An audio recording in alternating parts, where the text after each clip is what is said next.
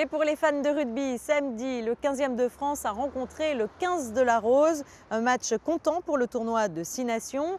Et si les tricolores l'emportaient, ils avaient de grandes chances de faire le grand chelem.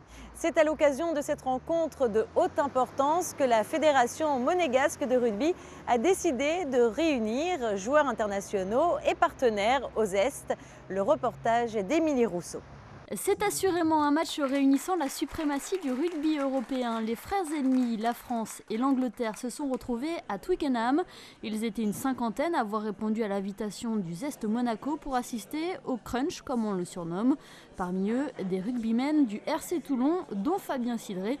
Le demi de mêlée revient sur l'importance de ce match phare du tournoi des 6 nations. C'est la rivalité justement entre les deux meilleures nations de l'hémisphère nord au rugby. Et c'est vrai que c'est important parce que ça se rapproche de la Coupe du Monde et vraiment en France aussi on aime beaucoup ce tournoi des 6 nations, c'est très important au vu du public français, donc et pour les Anglais c'est la même histoire, donc c'est vraiment une grosse rivalité et chaque année les médias en font beaucoup dessus, mais je pense que c'est de bon augure. Et quelques minutes avant le coup d'envoi de ce match, tout le monde s'est prêté au jeu des pronostics. Évidemment, ils veulent tous que la France gagne, mais leurs dernières oppositions n'ont pas été concluantes.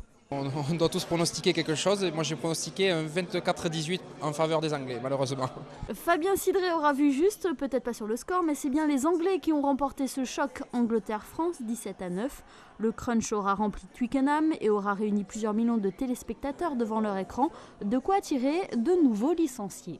Les valeurs du rugby, la médiatisation du rugby, l'évolution constante des règles, parce que si vous regardez un match des années 70 et un match d'aujourd'hui, il faut voir que ça va beaucoup plus vite, c'est beaucoup plus intéressant, il y a moins de temps mort. Donc tout est fait pour que le rugby devienne médiatique. Donc c'est vrai qu'on va avoir des retombées, surtout si l'équipe de France fait de bons résultats en Nouvelle-Zélande. La Nouvelle-Zélande, c'est là-bas que se déroulera la Coupe du Monde. Marc Lièvremont tirera sûrement les enseignements de cette rencontre pour être fin prêt en septembre prochain.